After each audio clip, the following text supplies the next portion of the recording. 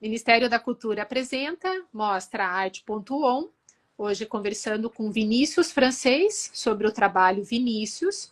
A mostra ela é viabilizada por meio da Lei de Incentivo à Cultura, tem como instituição beneficiada o Hospital Pequeno Príncipe, o patrocínio da Adame, Grupo Incopostes, Cia Petro, Itambé, Agrosul Catarinense, Via Mac e Dicomp. A realização é da Benes Produções Culturais, Ministério da Cultura, Governo Federal, Brasil, União e Reconstrução. Eu sou Simone, uma das coordenadoras do festival. E Vinícius, seja muito bem-vindo. Obrigado, Simone. Prazer estar aqui.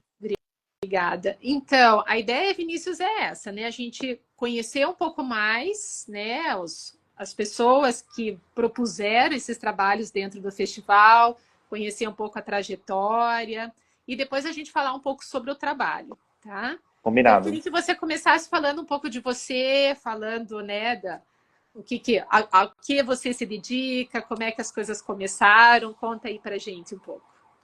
Massa. Beleza. Bom, prazer a todo mundo que está aqui na live. É um prazer mesmo estar aqui. Chegar via esse trabalho também é uma honra imensa para mim, logo menos quanto mais. Bom, meu nome é Vinícius, tenho 37 anos. Eu sou natural de Itanabi, interior de São Paulo, mas vivi grande parte da minha juventude em São José do Rio Preto, também interior. Bom, eu comecei minha vida, digamos, como práticas físicas com esporte. Comecei sendo atleta de vôlei nas categorias de base do time da minha cidade. Logo me machuquei, me lesionei e fui atrás de cursar uma faculdade. E nesse meio do caminho fiz ciência da computação. Então sou uma pessoa da área de exatas a princípio, talvez pelo histórico de minha mãe, que é professora de matemática. E nesse primeiro ano de faculdade conheci a dança, que ficou muito tempo afastado de mim. Eu conhecia muitas chulas de palhaços, de folias de reis da minha terra, e também era muito fã de axé. Mas acho que numa família mais caipira, essas práticas elas não eram muito bem vistas, digamos assim. Um menino rebolando muito, aquela época, né, os anos 90, eles eram anos bem rebolantes, digamos assim. E então, quando entrei na faculdade, conheci o circo, a dança clássica, a dança contemporânea via escolas locais da minha cidade e me encantei. Nunca fui uma pessoa muito fã do estar sentado, apesar de estar fazendo ciência da computação à época, né? E aí os caminhos começaram a convergir para isso. Quando eu me entendi no meu quarto ano de faculdade, estava muito afim de seguir essa ideia de carreira, claro, reconhecendo já as dificuldades de ter uma carreira em artes cênicas no Brasil e tal. Então, fiz alguns movimentos no sentido de tentar minha primeira audição, começar a conhecer esse mundo da dança profissional, que até então era um mundo que eu fantasiava, não sabia exatamente o que era, porque só fazia aulas, participava de festivais, coisas assim. Tinha criações junto a espaços e companhias independentes da cidade, mas ainda de um jeito muito tateado, né? Foi quando tive a oportunidade de trabalhar com a Companhia de Danças de Diadema, há 15 anos atrás, e aí desde então, nesses 15 anos, venho me dedicando às práticas do movimento, seja teatralmente, seja via as danças contemporâneas, e com bastante foco na criação independente, nos grupos locais entre São Paulo, que é onde estou mais atuante atualmente, e São José do Rio Preto, que é essa minha cidade natal, onde ainda tenho minha família por lá. Então, acho que nos últimos 15 anos tenho me dedicado exclusivamente a isso, a tudo que é possível e realizável, desde produção de espetáculos, direção de movimento, criação coreográfica. Também estou agora com uma posição que é bastante recente na minha vida, que estou docente na EDASP, na Escola de Dança de São Paulo, nas disciplinas de prática cênica e dança contemporânea. Então, descobrindo tudo que o mundo da dança pode oferecer e o que eu posso contribuir com ela. Acho que minha experiência, minha trajetória, ela acabou se forjando dessa maneira. Não foi via muito formal, ela foi um desvio, foi uma bifurcação que aconteceu e estamos aí até hoje tentando entendê-la e Fazendo um fruí-la. monte de coisa, né? Porque o teu currículo é vários projetos, vários, é bem vasto. Bacana. Sim, E aí, e o vídeo, Vinícius, veio, surgiu da onde, né? Conta aí um pouquinho. conto. Ele nasceu despretensiosamente, vou começar Uhum. assim, e apesar de ser eu que estou aqui apresentando ele, e parece quase um pacto narcísico ele chamar Vinícius, a grande direção por trás é de um grande amigo, multiartista do audiovisual, que à época, isso 5 anos atrás, a gente estava envolvido num projeto de pesquisa bem experimental com artistas multilinguagens, teatrais, artes visuais e fotografia e tudo, e íamos para espaços da cidade de São José do Rio Preto. Esse projeto se chama Ensaios para Ninguém, e quem encabeçava esse projeto é o Jeff Telles. E a gente ia para espaços que não cotidianamente recebiam provocações ou experiências artísticas. E a gente ficou fazendo isso durante muito tempo. Eu ia semanalmente para lá para a gente experimentar a cidade e criar. Era uma coisa bem pulsante e despretensiosa. E aí, certa vez, a gente estava nesse projeto e fomos para. Minha família é uma família provinda da zona rural de Tanabi. Então, é uma família que plantava café, tirava leite, num pequeno sítio. E saímos de lá, meu pai e minha mãe, quando eu tinha cerca de 4 anos de idade. E esse sítio sempre foi o lugar que aos domingos reunia toda a família. Meus avós seguiram lá por muito mais tempo, então era um lugar de muita reunião. E aí decidimos um sábado à noite ir lá fazer um churrasco. E ele tinha levado o equipamento dele, fomos com Dani, que também é produtora, e dormimos lá. Quando acordamos, eu não lembrava disso. Era o dia que duas vezes por ano a minha família, indo lá aos domingos, ia para trabalhar, ia lá para plantar milho, para, enfim, fazer as coisas de horta e dar manutenção ali no sítio. E aí chegou, de repente, 35 pessoas, assim, porque a família sempre foi grande e muito afim desse momento, que é o momento que a gente chama o momento da pamonha, né? Esse ritual de feitura da pamonha. E aí, quando acordamos, Jeff, eu e Dani, a gente olhou para aquilo e falou: Uau, tá acontecendo isso, Jeff. E, em geral, eu tento ajudar, mas eu não conheço muito bem, assim. E aí, ele teve a ideia também para participar desse momento, assim. Ele falou: será que a gente não pode pedir para gravar alguns momentos? Então, começou nessa despretensão. Ele começou a captar desde a retirada do milho ali pertinho, até chegar lá, aí a gente começar a cortar as pontas e tirar os cabelos, enfim, fazer as cumbuquinhas para colocar o líquido, tirar o sabugo. E esse processo ele leva assim boas 7 horas. E durante isso, era um dia bastante quente, ele falou: Poxa, mas como que você também quer participar disso? Porque eu vi que você não entende muito aqui.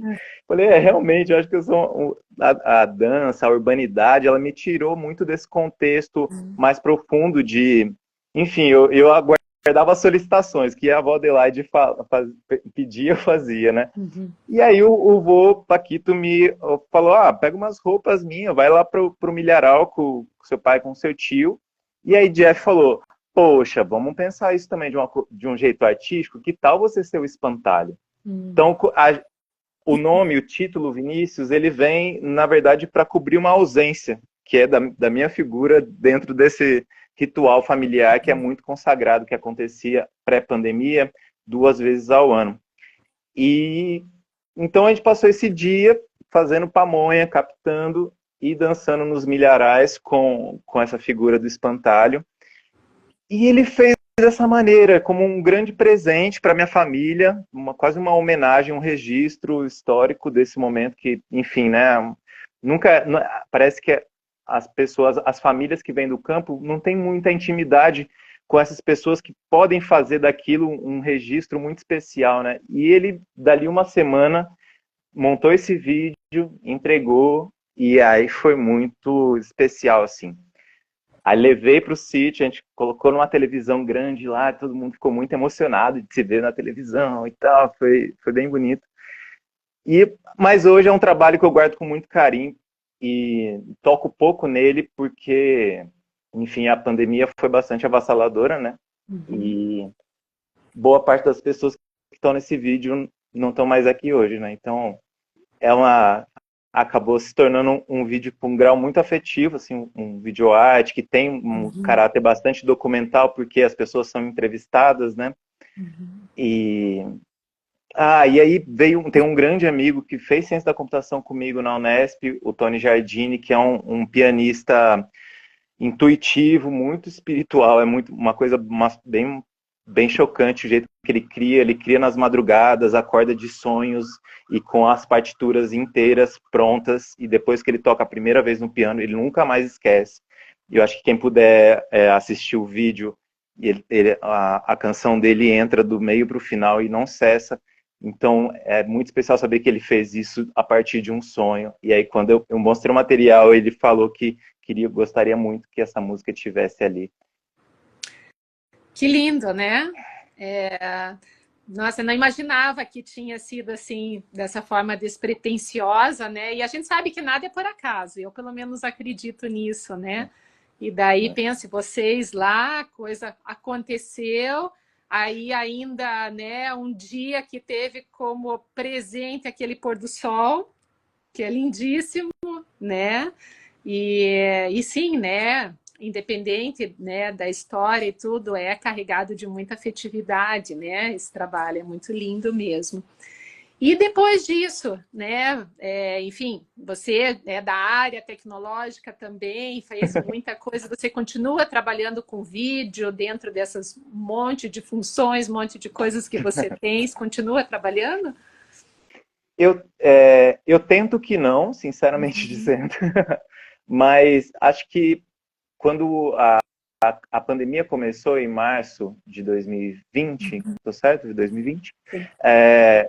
Os lugares onde eu trabalhava aqui em São Paulo, especialmente a CIA Fragmento, da Vanessa Macedo, e o Núcleo Mercearia de Ideias, do Luiz Fernando Bongiovanni, a gente, felizmente, por sorte, estávamos contemplados com projetos públicos e eles foram pressionados, né, a se adaptar e pensar uma modelagem virtual que, enfim, tinha que dialogar com isso. Então, foi uma época que eu revivi e me debrucei novamente sobre a ideia do videografismo, da ideia do vídeo, da multimídia, e que foi culminar com mais potência, na minha opinião. Atualmente, trabalho com um agrupamento também multidisciplinar de Rio Preto chamado RoboArte, e lá a gente tem desenvolvido uma obra cênica chamada Corpo Máquina, e aí é a primeira vez que eu pude me colocar na órbita, na perspectiva do movimento, mas rebaixando a categoria de linguagem de dança para ela estar horizontalizada com outras duas frentes, que são as artes sonoras e as artes visuais. Porque, sinteticamente, esse espetáculo ele cria música a partir de tensão e distensão muscular, com eletrodos ligados. Então, é uma grande experiência em tempo real e de um videomapping que ele só contorna a anatomia do corpo em movimento. Então, é um tipo de videomapping bastante que foi a partir de hackeamento de algumas estruturas de Xbox, do Kinect. Então, essa ideia multimídia de pensar a dança atravessando com essa trajetória também aconteceu um pouco por acaso, mas agora com essa paixão distinta que é me ver integrado a isso em movimento. O sentado na mesa de corte das edições e de planejamento, de pré-produção, locação e esse tipo de coisa, eu tenho tentado fugir delas, porque eu acho muito desesperadora, porque ela demanda um nível de elaboração e organização que eu gosto de construir junto, mas atualmente não gosto de ser responsável por, sinceramente dizendo. Tenho estado mais apaixonado pelas artes do movimento, dos encontros, da produção vinculada ao corpo em movimento. Assim. E hoje você está em São Paulo, capital? Hoje estou em São Paulo, capital. Ai, que ótimo. E minha família por lá. Que bacana, Vinícius. Então, obrigado, né, por compartilhar a história aí, pouco da tua família. É muito bonito mesmo. O trabalho vai ser exibido amanhã, a partir das 19h30, no YouTube, né? E fica lá um tempo. Quem não puder nesse horário vai poder assistir depois. A nossa conversa vai ficar no Instagram, também vai ficar lá no YouTube. E a gente tem, né, dentro dessa programação de exibições, que acontecem sempre às terças, quintas e sábados, a gente tem aos domingos uma sessão com acessibilidade, onde parte do acervo que foi exibido durante a semana, ele vai ser reexibido aos domingos, com, né, tradução para Libras e audiodescrição. E agora, no dia 9, Vinícius vai integrar a programação também com acessibilidade, então é mais uma oportunidade aí de assistir teu trabalho. E a gente vai encerrar daqui a pouquinho. Você quer colocar mais alguma coisa? Quer fazer algum comentário? Não, eu desejo que quem puder assistir, que, que possa ver de coração muito aberto, porque o que dizer? É muito difícil reencontrar essa lógica da família, de uma família que vem do campo, porque esse processo de êxodo, de migração que vem acontecendo nos últimos 15, 20 anos assim, no interior de São Paulo é bem intenso, né? E ele carrega sua beleza e suas contradições. E eu tenho sentido que é muito importante, especialmente até por conta do último período político, se abrir um pouco mais para as memórias dos nossos mais velhos e mais velhas, para também entender esse mundo que veio antes da gente, sabe? Se entender como fruto dele, atuante dele, mas também sem perder a nossa possibilidade de entender essas pessoas que fazem parte de nós de uma maneira íntima, afetiva, e que a gente possa dar espaço para que haja ainda diálogos, que a gente possa vivenciar amores antes que seja tarde, sabe? Acho que tem um pouco dessa característica para mim. Que bom. Então tá bom, Vinícius, foi um prazer falar com você. Tá bom? Prazer é meu. Então, tudo de bom para você e obrigada. Obrigadíssimo, obrigado a você.